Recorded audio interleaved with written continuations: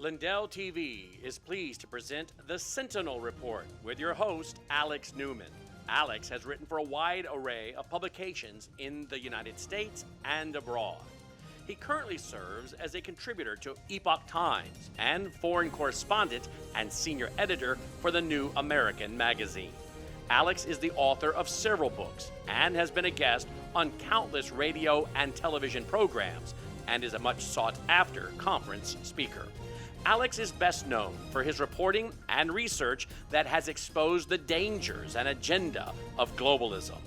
As the father of 5 children, Alex is working to defend faith, family, and freedoms from the hostile philosophies and ideas that are contrary to the Bible and the United States Constitution. And now, here is your host, Alex Newman. Welcome, everybody, to another episode of the Sentinel Report. We're actually going to skip our news segment today because we have a VVVIP guest, one of my heroes. You are not going to want to miss this, I tell you. Dr. Ron Paul is coming up in just a moment. First, I want to mention that this show is sponsored by MyPillow. Go to MyPillow.com, use that promo code Newman, and you'll get huge discounts up to 66% off on over 110 different products. Why buy from woke companies that hate you, that make garbage products using slave labor in China, when you could support an American company that makes high-quality products, that doesn't hate you, that actually loves our country, and that supports our freedom, and that supports this network and this show? It's a no-brainer, folks. Go to MyPillow.com. Use that promo code Newman. I want to go straight to our guest, former Congressman Ron Paul, a medical doctor. I call him the godfather of the modern-day liberty movement. He's actually the first political candidate I ever supported in my life. I couldn't vote before Ron Paul, but boy, when I saw Ron Paul was running, I got all in. I even registered Republican, even though I wasn't a big-time Republican, just so that I could vote for Ron Paul in the primary. He was that good. You know, he lined up with me on just about every issue. I read his book, End the Fed, which was, of course, phenomenal. Let me give you a little bit of his bio. We literally could spend the whole episode talking about his bio because he's so accomplished. But I want to give you just kind of a brief overview so we have time to hear from the good doctor himself. Ron Paul is a physician turned politician. He served multiple terms in the U.S. House of Representatives, representing the state of Texas, a district in Texas. His political leanings have been described as kind of a combination of libertarian and Republican and conservative views. We'll ask him more about that later. He's been a real open critic of the federal government's policies, the interventionism abroad, the Federal Reserve, the constant growth of government, the expansion of power. He's been a critic of the war on drugs and so much more. As a medical doctor, yeah, he had a real job, a productive job prior to entering politics. Wouldn't it be nice if they all did? But he was a productive member of society. He was a obstetrician, gynecologist. He helped deliver more than 4,000 babies. He also was a flight surgeon in the U.S. Air Force and then later with the U.S. Air National Guard. He's the son of a dairy farmer. He got his doctorate in medicine from Duke University's School of Medicine. And he's been deeply interested in economics for decades. He has been acquainted with economists like Hans Senholz and Murray Rothbard. But Ron Paul also has developed his own economic theories. He entered into politics, entered the U.S. House of Representatives for Texas's 14th and 22nd Congressional District. He was also made the first chairman of the conservative PAC Citizens for a Sound Economy. He's been hailed as the intellectual godfather of the Tea Party movement. He's written many books on politics and economics and so much more. Dr. Paul, thank you so much for joining us. We've met before several times. You've endorsed my books, and you know that I love you. But thank you so much for joining us on the program today. It's great to have you. Thank you. It's great to be with you. Hey, well, there's so many things to talk about. I want to start off with the obvious one, the elephant shrieking in the room, Ukraine, Russia. We're being told that we have to support and send weapons and maybe even get involved militarily. What do you think? Good idea? Bad idea? Bad idea. I remember the terms that the founders used. Specifically, they said, we advise you not to get involved in entangling alliances. They don't make any sense. And we've been doing it ever since. But the last several decades, it's gotten the alliances and the complexity of the alliances has grown with this idea of globalism, especially since the Cold War has been over. There's been more of this. And even though Robert Taft, after World War II, said, don't get involved in NATO. It's going to lead to trouble. You'll be defending nations that you should be defending and wouldn't really work under our Constitution. But nevertheless, we're very, very much involved in all that. And I think it's a big problem. If we'd have followed those rules, we would not have been in Vietnam. We would not have been in Korea. Oh, that was a police action. We can't count that. And we wouldn't have been in the Middle East. A few million people died over that. And it just goes on and on. But we're still, because we now have an empire, we are the globalists. And when people pick away at it, we sanction them and put on their tariffs and we punish them.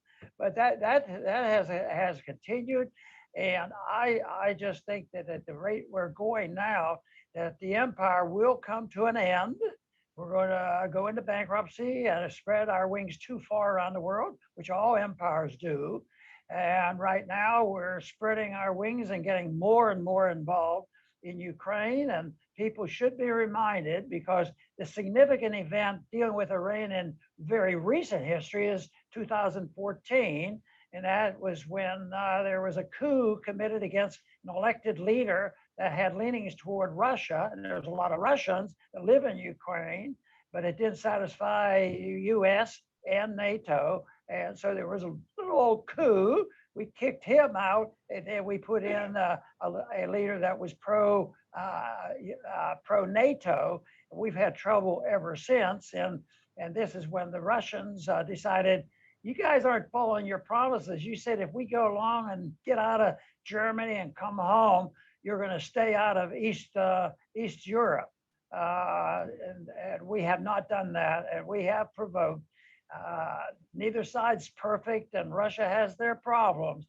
But I tell you what, we have problems that we should, as Americans, be dealing with, and that is that we've got too involved in being the policeman of the world. And I can remember when George W. Bush was running, he says, we shouldn't be doing this. We shouldn't be the policeman of the world. I thought, well, maybe there's some hope, but the hope was fake, because we're still being the policeman of the world, digging the hole deeper, being more engaged and in bigger trouble than we've been in a long time. Yeah, I couldn't agree with you more, Dr. Paul. And you mentioned the currency and the empire. It seems like we're starting to see some cracks in the global monetary system with the U.S. dollar as the global reserve. Do you think our involvement in this conflict between Russia and Ukraine might accelerate the loss of the U.S. dollar status as the global reserve currency? And what do you think the implications of that would be for the American people and for the U.S. economy? Well, it's going to be bad for our economy, but it's going to be bad regardless, because we're broke. The first announcement of us being broke is when we didn't honor our commitment in 1971, when we were committed to defend the dollar at $35 an ounce. So that ended. And now we're going to the next stage of where the dollar is finally being attacked. And some people argue with me. They say, what do you mean? It's doing well. The economy is functioning, and we do well on the international exchange markets. Yes, but ask a person who goes grocery shopping and pays bills on education or whatever, the dollar's in trouble because prices are going up, and they're going up rapidly, and that's going to get much worse. So the dollar is under attack. The dollar is still being used as the reserve currency of the world, but less so than before. But what the real fear is what happens when it's totally rejected. And that's going to happen, but I don't think it's going to be like a switch. I don't think it's going to occur all at once. But like you suggest, Alex, is that the situation is motivating people, whether it's Russia, China, or India, so many other countries, that we feel like we can dictate to them and they should do what we want. If not, we put on sanctions. And sanctions are an attack on freedom and ability of Americans to trade with people. So, and I really believe the founders were right when they say, if you trade with people and talk with people, associate with people, you're less likely to fight wars with them. But that is not the case. We are very much involved in spending time protecting our empire. And that's what really Ukraine is all about right now, because they've gone up to a wall, because we are seen by the Russians in particular that we didn't live up to our promises. And they're going to say, stay away from our borders. You said you would, but you didn't. You're on our borders, and we're not going to put up with it. So it's a very serious confrontation that we're having. Yeah, absolutely. Dr. Paul, before we go to break, I like this program to be solutions oriented. So I've got some other topics we'll hit after the break, but we've addressed two of the screaming gorillas in the room: the interventionism overseas, and the really the escalating crisis with the currency, the inflation that's out of control, the money printing. You had some bills while you were in Congress. The American Sovereignty Restoration Act to get us out of the UN, bills to audit the Fed. What are the solutions to this? I mean, if it's even possible to have a solution, what are the solutions to the problem of the interventionism, the problem of the bankruptcy, the problem of the hyperinflation? What could Congress do? What could citizens do to try to fix these issues? Well, the citizens have a greater responsibility than the rest, because if the citizens respond favorably, the Congress will change. Governments reflect prevailing attitudes of the people. And right now we're in the midst of this modern day cultural Marxism that has swamped us. And it's not, that doesn't mean that our side has lost, but it's being challenged. And this is a consequence of what we have allowed to happen as the takeover of our educational system. And that's been going on. So it's infiltrated. It's our public school system. It's our media. It's our medical care. Everything is being controlled by a minority of people who actually believe in this so-called modern day Marxist system, and why we're facing it. But I think the biggest challenge is in education. One of the reasons why I have a homeschooling program, to try to get people guided in the right way to understand free markets and why individual liberty is so important.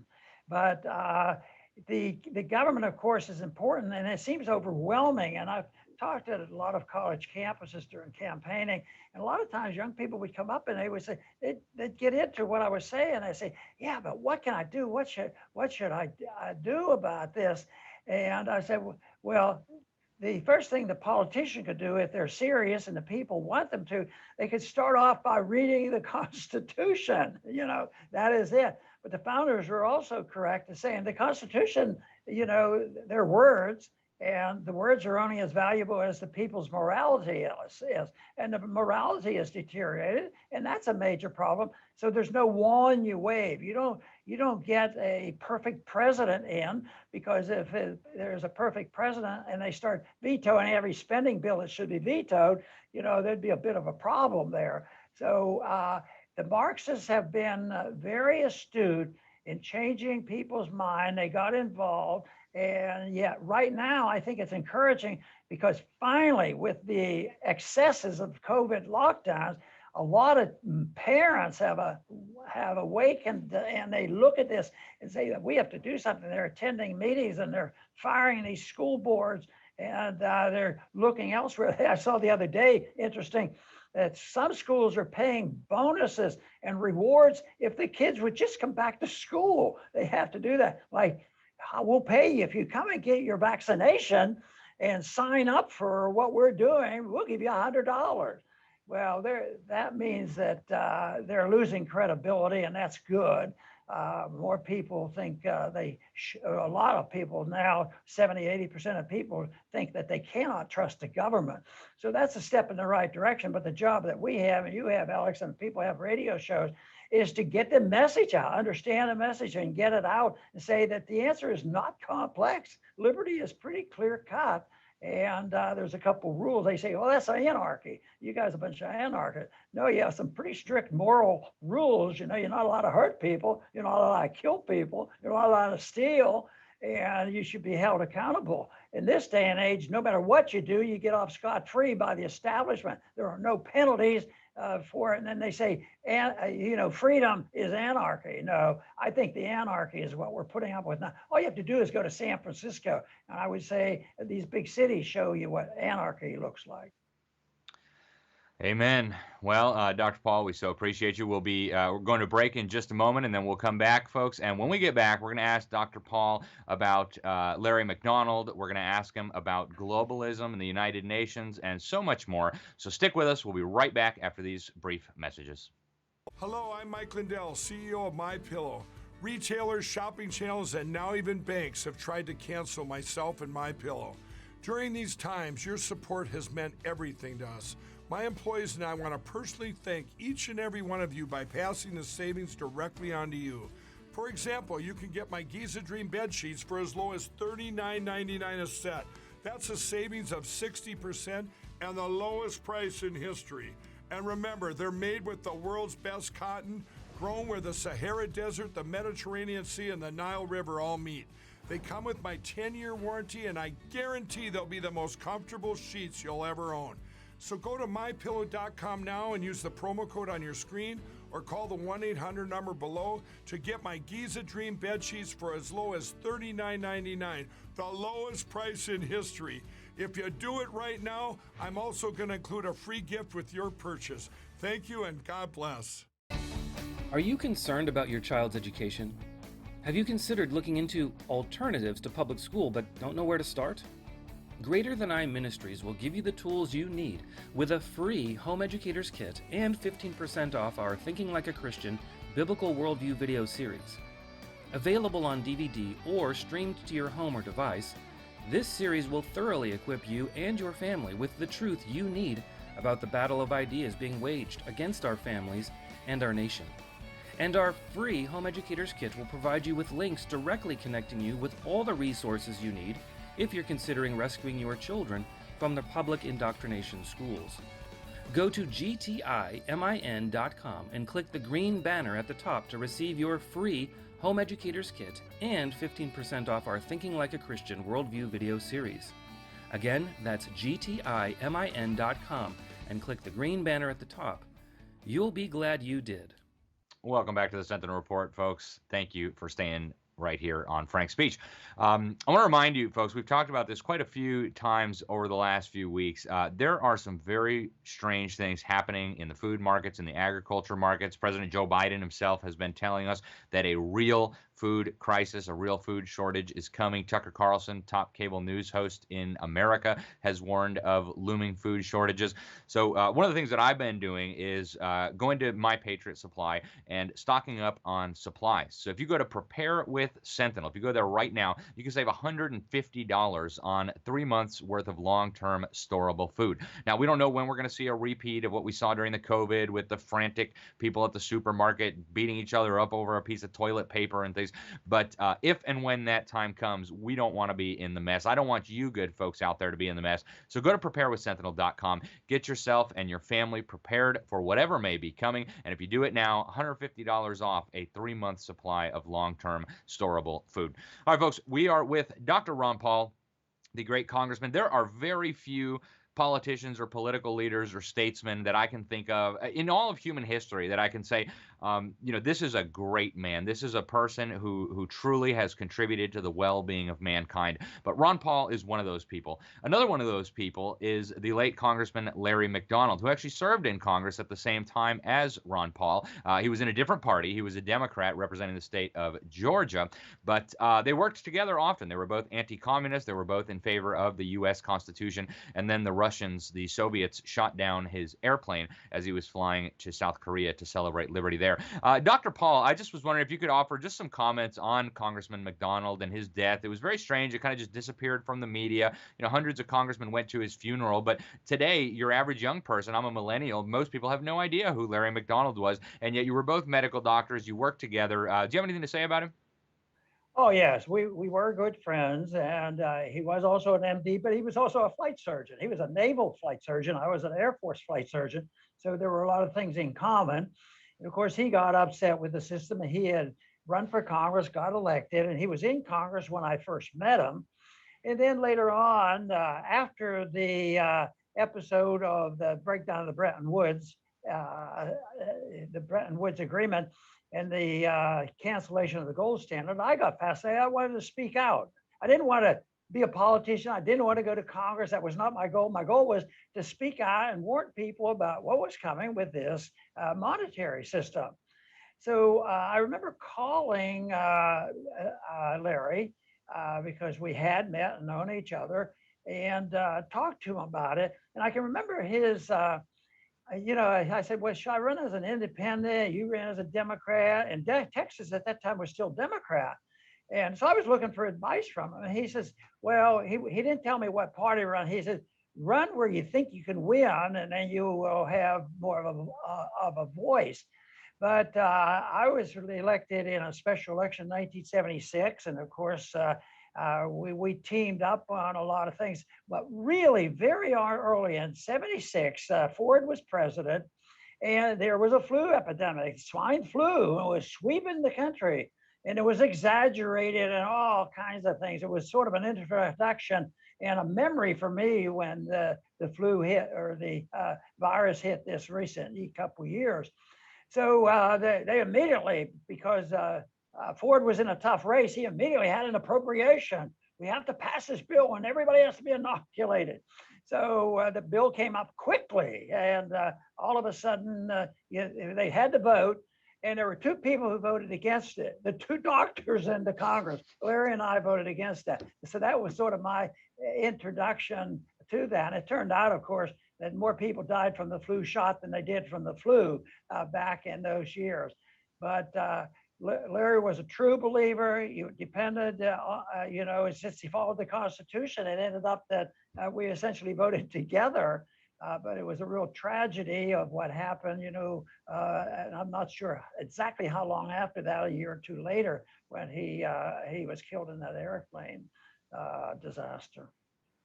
Yeah, Larry truly was a great man. He passed away a couple of years before I was even born, but I've studied him. He was the chairman of the John Birch Society, the founder of the Western Goals Foundation to gather information on what the communists were doing worldwide. Such an incredible tragedy. And he was one of the people at the forefront of exposing what today we call the deep state.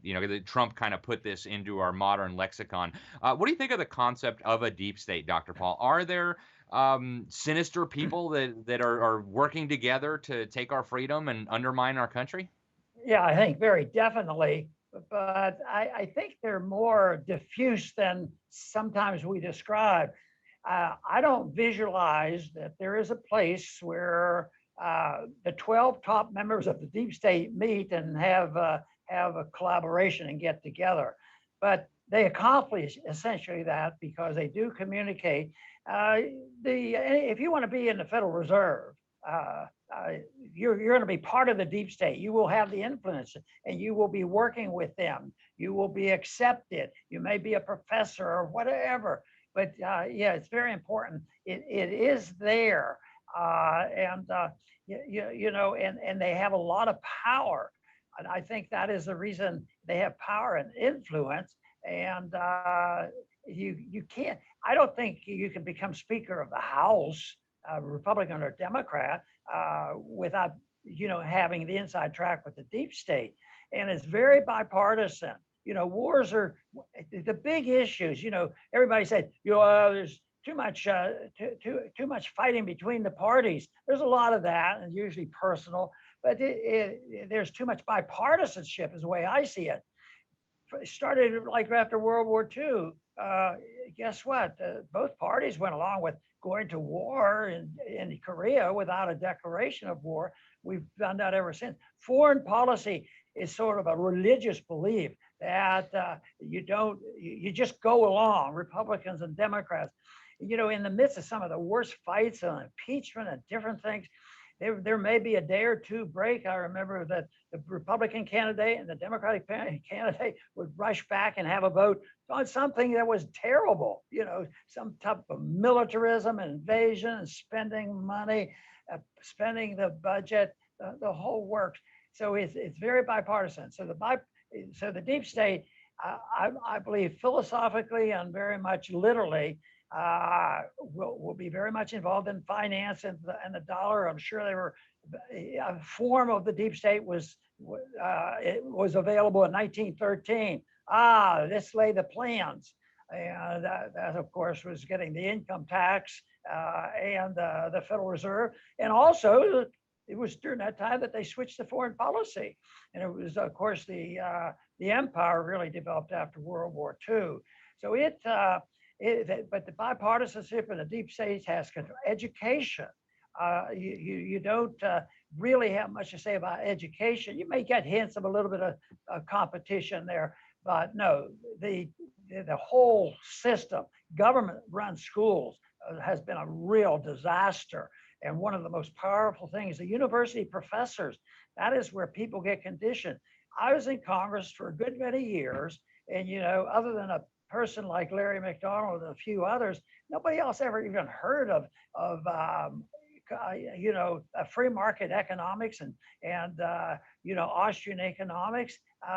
They all were taught Keynesian economics. That governments are important. They help people, and welfare is good. Deficits don't matter, and we have a moral responsibility to take care of the world and police the world and take care of the world. That is our job, because we are the protector of liberty. And it's so disgusting that the excuse for us to go into, even like in Ukraine now, and you hear people like Pelosi, who gives me a sick feeling at times. She says, we have to go there to protect our Constitution. We have to go there to protect our liberty. And they advocate that, and they do it by going into unconstitutional, illegal, immoral wars that we can't afford, and will hasten that day when we'll totally destroy our system if we don't reverse course. Yeah, no question about it. Dr. Paul, we're down to just about 3 minutes left.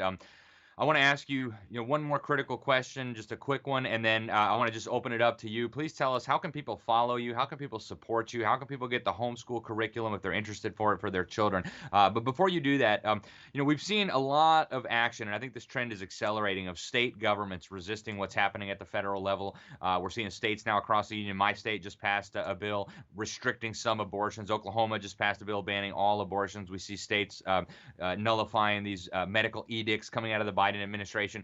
What do you think of that as a strategy for containing the unconstitutional abuses coming out of Washington, D.C.? And then how can people follow you and get involved and support you? Yeah, I think it's the right thing to do, and it's very frustrating to the other side that the states are actually exerting some of the authorities the founders intended them to have. So that I think is very good. It's an issue that is a key issue, and I've written about it a good bit, especially since I was involved in obstetrics and had some personal experiences being forced into some situations that were very bad. But and the whole thing is it's a libertarian issue. I argue with, and there's a lot of libertarians who are pro-life, some aren't. But the whole thing is, the libertarian takes the position that you can't hurt people. And the issue isn't abortion. The issue is a human fetus with a heartbeat and brainwaves, a human being. That's the issue. It isn't, do you have privacy rights and all this other nonsense. So no, I think what the states are doing is very good, and it can get very difficult. But of course, if we'd have had a national government that actually followed some of these rules, it wouldn't have happened. But in a way, this is what was intended, because most acts of violence has occurred it varies at all the states. Manslaughter and all the degrees of murder and all this vary within the states. So there really is a vehicle for doing this. So what I think, the question you asked, I think it's very good that they're exerting some of this. But the most important thing will be to have a moral society to say that there's something not quite right about abortion, and that issue has been around for a long time, but it to me is a freedom issue, individual right issue, and it's a life issue, not a privacy issue. Yeah, no question about it. Dr. Paul, what's the best place to find you on the web? How can people get the Ron Paul Liberty Report? How can people get the Ron Paul Homeschool Curriculum? Well, going to the Ron Paul Liberty Report, you can find it because it'll advertise. There'll be a clip on there on the Ron Paul curriculum. It can be found ronpaulcurriculum.com as well. And interestingly enough, I think all the homeschooling programs have done well in these last couple of years because of the mess that has occurred with COVID and the lockdown. So that I think is very good. At least it's still legal. I remember in the early 80s, they were really trying to close down all homeschooling groups.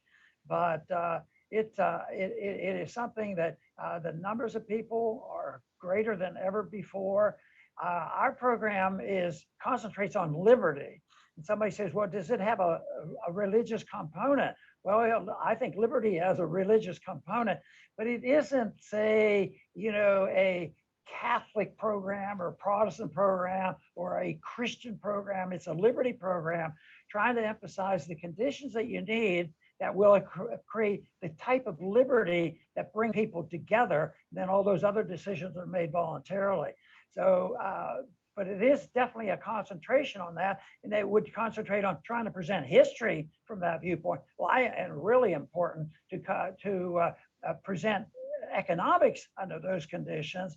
So it's a philosophy of liberty that counts, and I really believe in that is what will make the big difference. I don't think authoritarianism and a better manager. People say, well, Ron, what would you do if you were chairman of the Federal Reserve? What could you do? I said, the most important thing I could do is resign, because there's no way that any one person or a group of people know. But that is exactly what the deep state wants, is the secret control. And, when they need massive trillions of dollars of bailout, they go and do it and run up the deficit. Now it's at $30 trillion.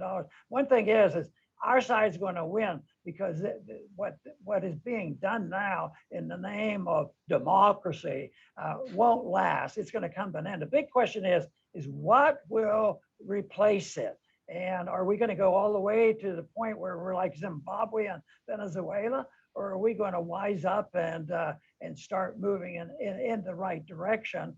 And I'm optimistic enough to believe that the sentiment is pro-liberty, and yet the propaganda, because of the deep state's control of the media, unfortunately has gained a foothold. Yeah, I think you're absolutely right. That's all we have time for, Dr. Paul, but I want to thank you so much for coming on the program, for sharing your insights, and for all that you have done over your incredible life defending the cause of liberty, inspiring young people to get active in the cause of liberty. Thank you, sir. God bless you, and hopefully we'll chat again very soon. Thank you, Alex. All right, folks, that was Dr. Ron Paul, hero of liberty, a true American statesman. That's all we have time for today, folks. I want to thank you for tuning in. Stay tuned here to Frank Speech. Until next time, I'm Alex Newman. This is the Sentinel Report. God bless you all.